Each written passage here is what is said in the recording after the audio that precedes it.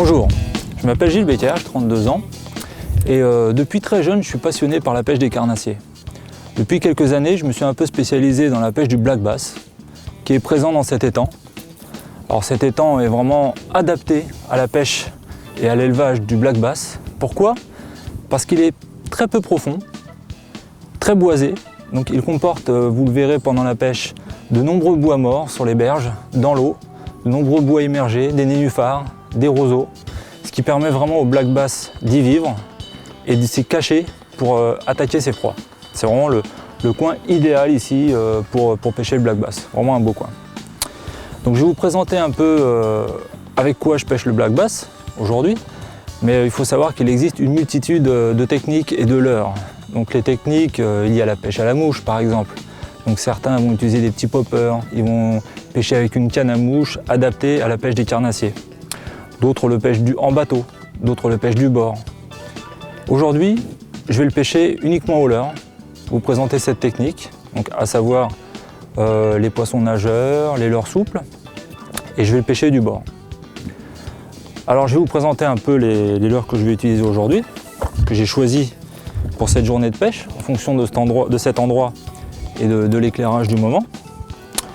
Alors dans ma musette, je stocke tout un tas de leurres en fait qui peut être susceptible de déclencher l'attaque du black bass. Je les classe en partie dans cette petite pochette. Je vais vous en dévoiler le contenu. Alors on voit dans cette pochette en fait très pratique des petites poches dans lesquelles je peux classer mes leurres en fonction de leur type, de leur couleur, de leur taille. Voilà, ce qui permet de ne pas les mélanger et puis de les voir s'emmêler et accrocher un peu partout. Alors, je vais vous montrer d'abord les poissons nageurs, de type Rapala ou autre. Il existe plein de modèles différents qu'on peut utiliser pour tout type de poisson. On voit ici un modèle de poisson nageur articulé, qu'on voit bien, il bouge, avec une bavette équipée de 2 hameçons. Ce modèle est très bien pour le black bass, il a la bonne taille. Il est plutôt destiné, je dirais, aux endroits un peu profonds, car il a une bavette plus importante.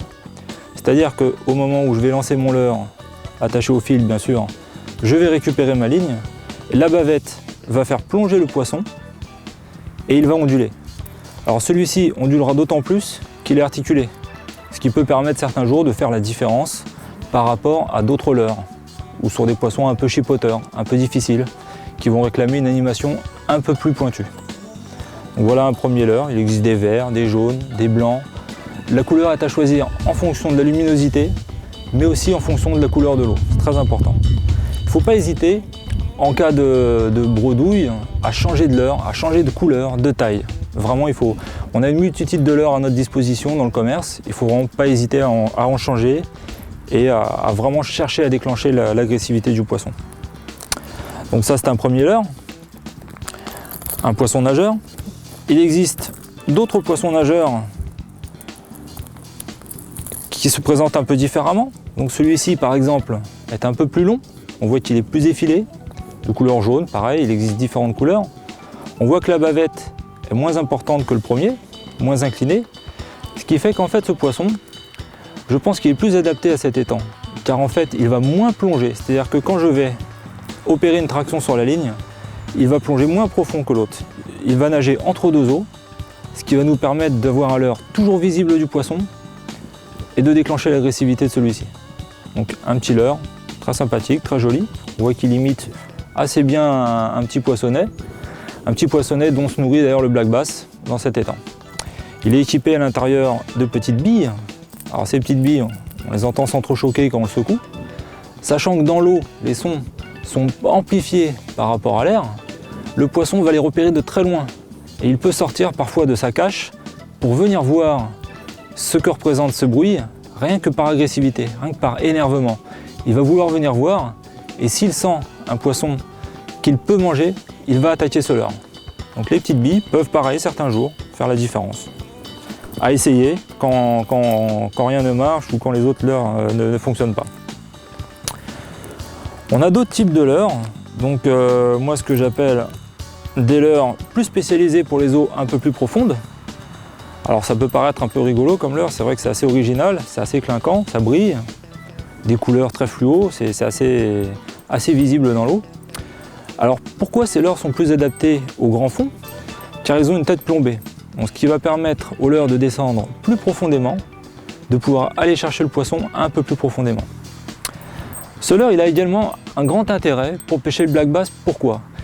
Comme je vous l'ai dit tout à l'heure, le black bass en fait vit et chasse dans des endroits très encombrés, des bouts de bois, des bois noyés, des nénuphars, des herbes. Et ce leurre permet d'aller le chercher dans ses caches. Pourquoi? Vous allez lancer le leurre, vous voyez, de par sa forme, on voit bien que l'hameçon est dirigé vers le haut, ce qui permet de pêcher un bout de bois. Imaginez le bout de bois représenté par mon doigt, le leurre va passer dessus et il ne veut pas accrocher le bout de bois. Vous voyez, je peux passer le leurre, je ne me pique pas. Très pratique. Donc ça permet vraiment d'aller chercher le poisson où il est. On voit également deux palettes. Alors deux palettes, pourquoi? Pour la luminosité, ça va faire en fait des éclairs dans l'eau. Ça va représenter les flancs d'un gardon, par exemple blessé, qui va nager. Et ces éclairs vont attirer le poisson. On voit ici des modèles de leurres qui sont très efficaces, montés sur roulement à billes, ce qui fait qu'en fait les palettes tournent vraiment parfaitement et librement. C'est vraiment un leurre très efficace. Je pense que je ne vais pas utiliser celui-ci aujourd'hui car l'étang est un peu moins profond. Donc je pense que je vais plutôt pêcher sur des poissons nageurs, voire des leurres souples, que je vais vous présenter maintenant. Je dois avoir ça dans ma boîte à malice. Donc les leurres souples, il en existe pareil, plusieurs sortes. Je vais vous présenter les trois principaux modèles que j'utilise pour le black bass. Ce sont les plus efficaces, je dirais, du moins pour moi. Alors, ces leurres, en fait, ils sont censés représenter un verre. Un verre. Donc je vais vous montrer un modèle de leurre. Voilà, vous voyez, c'est en caoutchouc. Alors, on peut voir, c'est très souple. C'est une matière très souple. Ce sont des leurres qui viennent du Japon. Les Japonais sont spécialisés dans la pêche du black bass, il faut le savoir. Donc ils mettent au point des leurres vraiment efficaces. Donc voilà un type de leurre censé représenter un verre. Comme les Rapala, il en existe de toutes les couleurs, de toutes les tailles. Je vais vous montrer un deuxième modèle un peu plus conséquent, vraiment pour pêcher des poissons un peu plus jolis. Alors vous voyez bien qu'effectivement la couleur ne représente pas un animal qui vit dans un biotope tel que celui-ci. On rencontre rarement des vers naturels de cette couleur-là. J'en ai jamais vu. On peut également pêcher le brochet, il faut le savoir, avec ce type de leurre. Alors, ce leurre, bien sûr, il faut monter un hameçon. Donc, je vais vous montrer cet hameçon parce qu'il est un peu particulier. C'est pas un hameçon classique. Vous ne pouvez pas prendre un hameçon que vous prenez pour pêcher au ver de terre. Donc, vous voyez, c'est un hameçon quand même assez imposant. Vous verrez tout à l'heure, le black bass, il a une gueule très grande. Il est capable de prendre des proies très imposantes. Donc, il faut vraiment un bon hameçon, très solide. Le black bass, c'est un poisson qui se défend violemment. Vous verrez, si j'ai la chance d'en attraper un, il fait des sauts en dehors de l'eau, il se secoue, il essaie vraiment de se débarrasser du leurre. Il faut vraiment un hameçon imposant et assez important. Donc il suffit en fait de planter le leurre de cette façon dans l'hameçon et de le faire coulisser comme ceci. Voilà, on a un montage très efficace, rapidement mis en place, qui réclame une logistique assez simple, puisqu'il est très simple d'avoir une pochette de leurre, vous l'avez vu, dans votre sac. Moi j'ai ça toujours avec moi et c'est vrai que même si aujourd'hui je vais pêcher au poisson nageur, il n'est pas exclu que je change de leurre éventuellement si ça ne fonctionne pas au poisson nageur. Donc voilà, je vais ranger tout ça et je vais vous parler maintenant du reste de mon équipement, qui est la canne bien sûr, parce que comme toute pêche il faut une canne à pêche et un moulinet. Alors c'est une canne ici de 2,10 m qui permet de propulser des leurres de type poisson nageur que je peux également utiliser avec les leurres souples si je décide de changer de technique. Alors donc cette canne est assez souple, on peut le voir, hein, elle plie facilement. Je l'ai équipée d'un fil fluo. Pourquoi fluo? Je vous l'ai dit tout à l'heure, le black bass vit dans des branches, donc il est très important de pouvoir lancer son leurre au milieu de ces branches, voire à proximité, de façon à pouvoir débusquer le poisson. Et sans un fil fluo, on voit moins la trajectoire et c'est vrai que c'est moins évident de bien viser et de bien déposer son leurre au milieu des amas de branches. Le moulinet, quant à lui, c'est un moulinet très classique. Il a toutefois une particularité, c'est-à-dire qu'il possède un frein de combat. Bon, tout le monde connaît le principe d'un frein, on tire dessus, le moulinet sort, le fil sort. Celui-ci, si je vois que je suis en prise avec un poisson un peu plus gros, je peux le débrayer de façon très simple en faisant ça. Et là, le fil sort quasi librement. C'est-à-dire que le poisson ne risquera pas non seulement de me casser mon fil, mais de m'emmener dans des endroits où je ne le veux pas. Si je veux resserrer, c'est tout aussi simple. Il suffit de tourner la petite manette dans l'autre sens, et là, le fil, on le voit, est plus difficile à sortir. Donc ça permet vraiment de contrôler son poisson. Le poisson doit pouvoir se combattre facilement, mais le pêcheur doit toujours maîtriser le combat avec le poisson. Ça doit toujours être le pêcheur qui commande le poisson. C'est-à-dire que si le poisson part dans les branches, il faut l'en empêcher, sinon vous ne le sortirez pas. Il va se décrocher ou votre leurre ou votre fil va se coincer dans les branches. Et là, ça sera perdu. Donc un moulinet qui est toutefois assez pratique, possède 5 roulements à billes, ce qui permet d'avoir une action très souple, un confort de pêche. Le moulinet est assez important, je dirais peut-être plus important que la canne, car c'est celui qui va vous permettre de ramener votre leurre, mais aussi c'est celui que vous allez actionner toute votre partie de pêche. C'est-à-dire qu'il faut quand même quelque chose de très souple, de très doux dans le fonctionnement. Donc les roulements à billes sont là pour apporter ce fonctionnement. Ce moulinet, je l'ai équipé de fils fluo, comme je vous l'ai dit tout à l'heure, d'un diamètre de 18-20 centièmes, pas plus gros, ça suffit, 20 centièmes déjà pour sortir des beaux poissons. Des black bass qui ici, je crois, font jusqu'à quand même une cinquantaine de centimètres, ce qui représente déjà des beaux poissons qui combattent vraiment bien et qui ont vraiment la pêche et qui sont violents dans leur démarrage. Donc ce fil permettra de pêcher. Voilà, je vous ai présenté tout mon matériel, donc la canne, le fil, le moulinet, les leurres. Tout ça reste un matériel, je dirais, d'un coût assez abordable et permet vraiment de pêcher dans cet étang, par exemple, ou dans d'autres étangs, dans des rivières, d'une façon efficace, sans avoir un matériel coûteux et de pouvoir vraiment se faire plaisir et de sortir les poissons, ce qui est très important. Voilà, donc on va essayer maintenant, on va rejoindre l'eau. J'ai vu quelques chasses de poissons, on va essayer de rejoindre son élément et d'essayer de les attraper, de les leurrer avec nos leurres. Donc je vais commencer au poisson nageur. Voilà, un petit poisson nageur qui va me permettre, je l'espère, d'aller chercher ce black bass que je vais essayer de vous présenter en vrai, si j'arrive à en sortir un. J'ai pas de doute parce que le coin est vraiment propice. Avec tous ces bois morts, je pense qu'on devrait faire quelque chose de bien. Donc, je vais aller maintenant essayer de débusquer l'animal.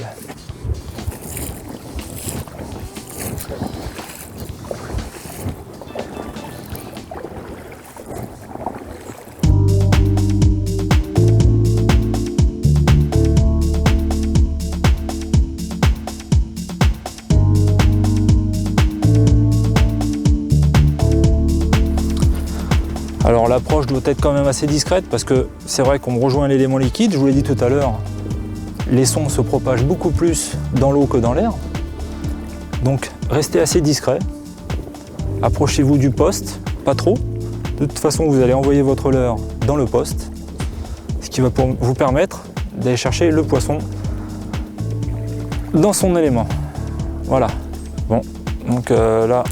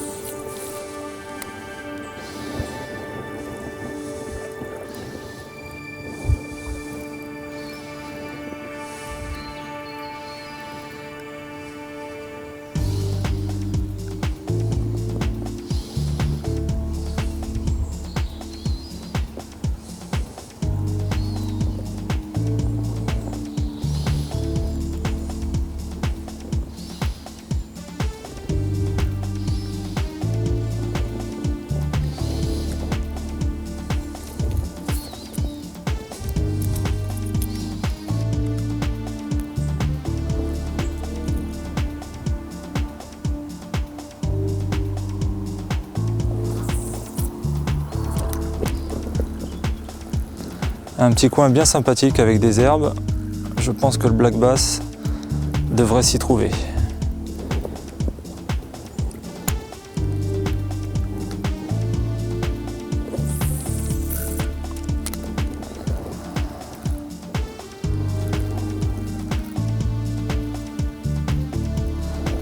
Le leurre nage parfaitement. Je pense que si j'étais un poisson, j'y résisterais pas longtemps.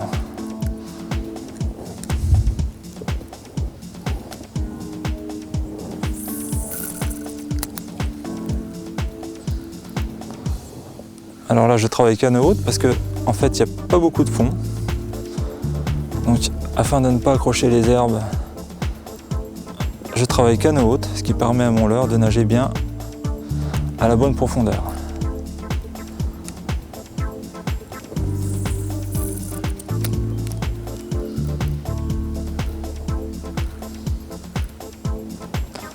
Pas hésiter à donner des petits à-coups avec la canne, ce qui peut déclencher en fait l'agressivité du poisson.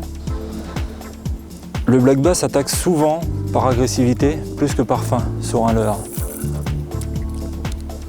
Donc ne pas hésiter à vraiment faire vivre son poisson pour déclencher l'attaque. Ah, ça y est. Et pas vilain. On voit la canne joue bien son rôle. Je pense que c'est un beau poisson. Ah, il n'est pas vilain. Hein. Un beau black bass. Voilà, alors ça c'est la défense du black. Débarrasser du leurre. Et c'est là où il faut rester très vigilant, car souvent il se décroche à ce moment en fait. Il est pas vilain. Apparemment un beau black bass. Et la canne joue bien son rôle.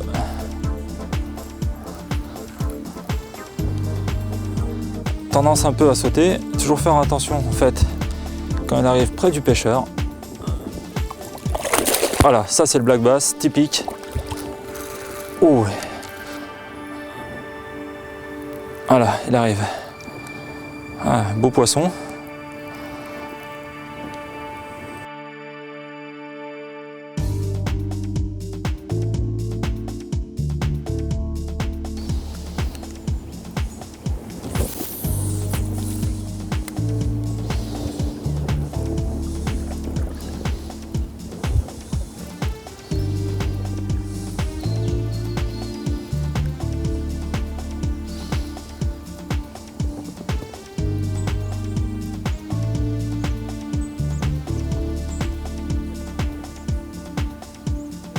On va essayer de s'en saisir.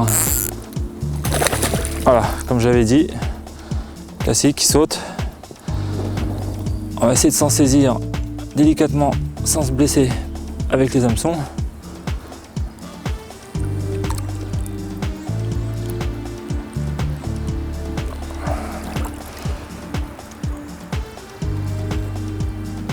Voilà. Beau poisson. Ouais, magnifique celui-là. À peu près 45 cm. On voit ici l'épine dorsale qui est vraiment typique de ce poisson et de la perche. Ceux qui connaissent la perche pourront d'ailleurs remarquer qu'en fait il ressemble beaucoup à la perche. C'est un percidé, donc de la famille des percidés. Pour ça qu'il a ses épines dorsales qui est vraiment caractéristique. On voit ici la grande gueule du poisson. Donc comme je le disais, ne pas hésiter à vraiment prendre des leurres conséquents. Regardez la taille du leurre par rapport à la taille de la gueule du poisson. Il n'a eu aucun problème pour vraiment attaquer ce leurre. Un poisson qui, de par sa morphologie, ressemble de très près à la perche. On voit ici sa grande gueule avec laquelle il a attrapé le leurre. Donc ne pas hésiter à prendre des leurres d'une assez grande taille par rapport à la taille du poisson. Car comme vous pouvez le voir, il a vraiment une bouche énorme et il peut vraiment prendre des proies conséquentes, des gros leurres. Donc ne pas hésiter à mettre des gros poissons nageurs, des gros leurres souples. Voilà, un beau poisson, partie de pêche réussie, dans un cadre magnifique, avec cette forêt, ce lac magnifique, qui se prête vraiment à la pêche du black bass, comme je dis tout à l'heure, avec tous ces herbiers, ces bois morts. On voit vraiment que c'est très joli. Et maintenant, ce poisson, on va le remettre à l'eau, pour essayer de le pêcher une prochaine fois, moi ou peut-être vous.